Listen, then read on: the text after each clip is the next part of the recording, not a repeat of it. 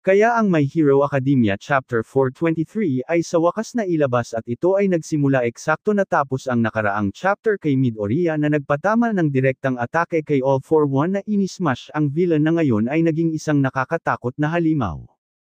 Habang naipatama ni Midoriya ang suntok na ito kay All For One na nagdulot sa dugo para kumalat at habang ang lahat ng mga heroes ay nag-cheer kay Midoriya, sinabi ni All For One na hindi lamang hindi niya nagawang maiwasan itong atake salamat sa danger sense na na-overload sa lahat ng paparating na atake mula sa mga heroes, pero siya din sa ilang paraan ay nawala niya ang kanyang abilidad para mag-regenerate. Ibig sabihin ang bawat atake sa kanya ay nagdulot ng permanenteng pinsala. Kinilala ni All For One na ang kawalan niya ng abilidad na mag-regenerate ay bilang consequence ng kanyang mental na estado na hindi stable pagkatapos niyang mawala si Yoichi. Sa totoo lamang pagkatapos na ang vestige ni Yoichi ay na-smash sa core ni Shigaraki, nawala ni All For One ang kanyang lakas ng loob para buo niyang gamitin ang kanyang kapangyarihan. Ito ay sinamahan ng katotohanan na habang ipinapaliwanag ni Deku kay All For One na kung ang isang mahinang katawan ay sinubukang gamitin ang One For All ang katawan ng taong iyon ay sasabog at sisirain ang kanyang sarili. Sa katotohanan ito ay naipaliwanag sa atin sa simula ng serye, at sa karagdagan habang hawak ni All For One ang kapangyarihan ng One For All, ang kapangyarihang na-cultivate sa pamamagitan ng siyam na user, ang kanyang mahinang katawan ngayon ay dinaranas ang sakit na ito. Tama si All For One ay sinisira sa loob at labas ng One For All. At sa lahat ng ito na dinaranas ni All For One nang magkakasabay parehong sa loob at labas ng kanyang katawan at kaluluwa ang malaking halimaw ay nagsimulang dahan-dahang naglalaho sa harapan ng mga heroes. Ang lahat ng mga heroes ay tinitingnan ito habang ang nilalang na nasa kanilang harapan ay dahan-dahang naglalaho at nagsimula silang maniwala na ang digmaan at laban ay sa wakas natapos. Gayunpaman, syempre si All For One sa pagiging si All For One ay hindi matanggap na siya ay mamamatay habang desperado niyang ginamit ang kanyang itim na spike na quirk para pagsamahin ang kanyang nawawalang katawan, siya ngayon ay nasa kanyang huling hininga at desperadong nananatiling mabuhay. Habang pinupwersa ni All For One ang kanyang katawan upang hindi maglaho, idineklara niyang hindi pa siya maaaring mamatay, dahil ang Demon Lord ay absolute at kailangan niyang tuparin ang kanyang pangarap. Si All For One na ngayong walang takot sa kanyang mga mata at may nakakatakot na intensyon sa kanyang isipan, idineklara niyang para siya ay manalo kailangan niyang gawin ay magsimulang muli, katulad ng kanyang ginawa kay Shigaraki, ang kailangan lamang niyang gawin ay ilipat ang All For One na quirk kay Midoriya o sinuman sa battlefield para i-take over ang kanilang katawan at magpatuloy bilang bago. Sa deklarasyon na ito ni All For One mabilis siyang pumunta kay Midoriya at itinaas ang kanyang kamay handa nang ilipat ang kanyang quirk, pero habang paparating siya kay Deku, hindi lamang pinaapoy ni Midoriya ang kanyang kamay gamit muli ang One For All handa nang magpatama ng isa na namang nakakamatay na atake, pero pagkatapos na makita ang dalawa na naghahandang wakasan ang bawat isa, si Kurogiri ay nagsimulang kumilos, at ang kanyang quirk ay nagsimulang ma-activate. Pagkatapos na makita ni Mike ang quirk ni Kurogiri na na-activate at ang kanyang katawan ay nagsimulang may teleport isinigaw niya ang pangalang Shirakumo. Pero sa gitna ng pag-warp ng kanyang sarili sinagot ito ni Kurogiri ng Shota, Yamada humihingi ako ng tawad, pero kailangan kong umalis, kailangan kong protektahan si Shigaraki Tamura. Pagkatapos itineleport niya ang kanyang sarili sa pagitan ni Deku at All For One at ginamit niya ang kanyang katawan para gumamit ng warp portal para pigilan si Midoriya mula sa kanyang atake kay All For One.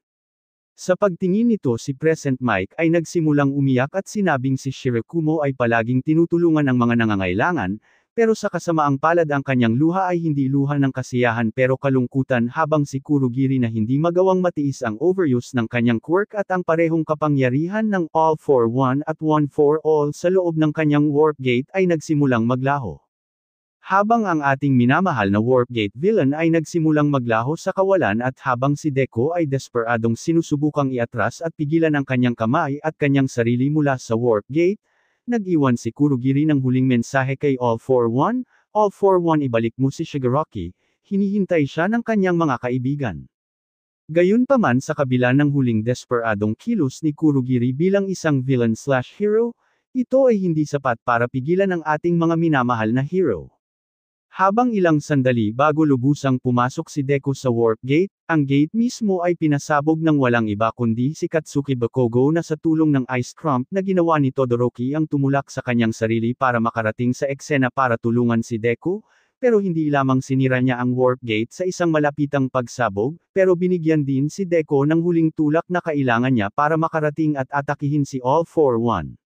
Habang ginamit ni Bakugo ang kanyang huling lakas para pasabugan si Deku patungo sa hari ng mga villain, sinigurado niyang nag-iwan siya sa hero ng babala na mag-ingat ka kundi malalampasan kita sa huli Izuku. Ngayon na si Midoriya ay mabilis na lumalapit kay All For One, hinahanda ang kanyang kamay gamit ang One For All at mabilis niyang nilapitan ang villain, at sinabing kahit hindi niya kailanman mapapatawad ito, alam niyang sa kabila ng lahat ng kanyang sinabi, si All For One ay hindi isang unstoppable demon lord o halimaw, siya lamang ay napakalungkot na tao. Pagkatapos naabot ni Deku si All For One at habang siya ay nakipagsalpukan sa villain, ang dalawa ay handa ng pakawalan ang kanilang huling atake, ang kwento ay napunta sa loob ng mundo ng Vestige ng All For One. Sa loob ng mundong ito makikita natin ang katawan ng All For One na ipinakilala sa atin na kinakausap ang isang apoy na inilalarawan ang espiritu ni Yoichi. Ito ay naihayag na sa kanyang huling suntok inilipat ni Deku ang lahat ng huling natitirang embers ng One For All kay All For One. Ibig sabihin inilipat ni Deku ang huling piraso ni Yoichi sa kanyang kapatid. Si All For One na nakita ang apoy sa kanyang harapan ay sinabing wala siyang pakialam sa anumang bagay ngayon, ang tanging gusto niya ay makita ang mukha ni Yoichi. Pero tumangging tanggapin ni Yoichi ang kagustuhan ng kanyang kapatid sa halip ipinagpatuloy niyang sabihin na balang araw magagawa niyang iligtas ang kanyang kapatid at dalhin siya sa tamang daan, gayunpaman hindi niya nagawa ito. At kaya ngayon pagkatapos ng lahat ng taong pagdurusa, pagpatay, kaguluhan, at pakikipaglaban, itong generational na rivalry ng magkapatid ay sa wakas natapos.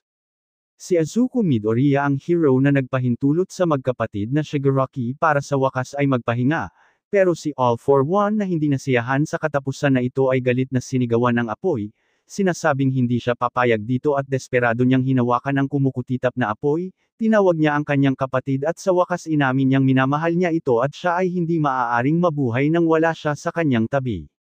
At sa para bang isang mapanuyang twist sa testamentong ito, habang ang liwanag ni Yoichi ay nawawala sa kamay ng kanyang kapatid, sinabi niyang sa wakas ito ang panahon para pagbayaran ng kanyang kapatid ang mga krimen na kanyang ginawa sa paggamit ng napakaraming tao, habang inihayag din niya na silang dalawa ay hindi lamang ang taong naninirahan sa mundo ng Vestige na ito. Habang mula sa likod ng nagulat na si All For One ay lumitaw ang Vestige ng hindi lamang lahat ng nakaraang gumagamit ng One For All handa ng magpatama ng magkaisang suntok kay All For One pero pati na rin ang Vestige ni Shigaraki. Habang sa kumikinang na liwanag sa kanyang kamay lumitaw ang Vestige ni Deku na naghahanda din ng isang suntok, hanggang sa wakas pinakawala ng lahat ang kanilang atake na nagresulta dito sa napakagandang panel ni Midoriya na nasa liwanag at si Shigaraki at ang ibang user na nasa kadiliman, pagkatapos itinama nila ang kanilang suntok kay All For One na bumura at tumalo sa villain ng tuluyan. Habang si All For One at ang ibang Vestige ay naglalaho parehong sina Shigaraki at Deku ang naiwan sa maliwanag na mundo ng Vestige na nakatayong hinaharap ang bawat isa na ang kanilang mga kamay ay nananatiling nakadikit. At dito kung saan itong fated duo ay ginawa ang kanilang huling pag-uusap, habang ipinagpatuloy na ipinaliwanag ni Shigaraki na inisip niyang siya ay tuluyan ng nilamon at winasak ni All For One, pero ito ay lumilitaw na hinanap siya ng Vestige ni Nana Shimura sa kalaliman ng abyss at nagkonekta sa kanya para siya ay mapigilan ng maglaho ng tuluyan. Pagkatapos kumuha si Shigaraki ng ilang sandali para sabihin ang pangalang Kurogiri habang makikita natin sa tunay na mundo ang huling natitirang piraso ng Warp Gate villain na naglalaho ng tuluyan.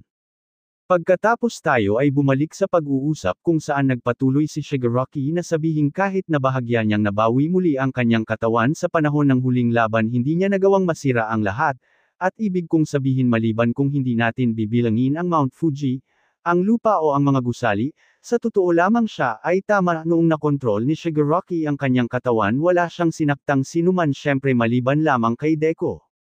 Pagkatapos ipinagpatuloy na sabihin ni Shigaraki na sa huli inamin niyang si Deku ay tama, sa kailaliman ng lahat ng kanyang sakit, pagdurusa, at ang kagustuhan niyang magwasak mayroon lamang isang umiiyak na batang lalaki na naghahanap ng tulong. Sinagot ito ni Deku sa pagsabi ng sa katotohanan hindi niya mapapatawad si Shigaraki sa lahat ng kanyang ginawa at ito ang dahilan kung bakit siya lumaban hanggang sa huli, pero lumaban din siya hanggang sa huli dahil gusto niya itong matapos, gusto niya na ang kalungkutan sa loob ni Shigaraki ay matapos. At habang makikita natin muli ang dalawa, makikita natin ngayon na sila ay hindi na duguan na bersyon ng kanilang sarili pero sila ay parehong dalawang batang nag-uusap na para bang walang nangyari sa kanila. Sa anyo na ito napagtanto ni Shigaraki na ang kanyang oras ay dumating para humingi siya ng huling kahilingan kay Deku, Azuko Midoriya, kung si Spinner ay buhay pa rin sabihin mo sa kanya ito. Si Tomura Shigaraki ay lumaban para sumira hanggang sa huli na sinagot naman ni Midoriya na sa huli nagawa niyang masira ang kailangan niyang sirain. At habang ang kwento ay bumalik sa tunay na mundo kung saan ito ay naihayag na ang katawan ni Shigaraki Tomura ay tuluyang naglaho at naging mga abo habang si Midoriya ay nasa itaas ng nag-iisa na kataas ang kanyang kamay habang ang ulan ay tumigil at ang araw ay nagsimulang lumiwanag muli. At dito nagtatapos ang Chapter 423, kung nagustuhan mo ang video na ito ay huwag mong kakalimutang mag-iwan ng like, para sa iba pang anime content ay mag-subscribe sa channel, maraming salamat sa panunood at magkita-kita tayo sa susunod kong video.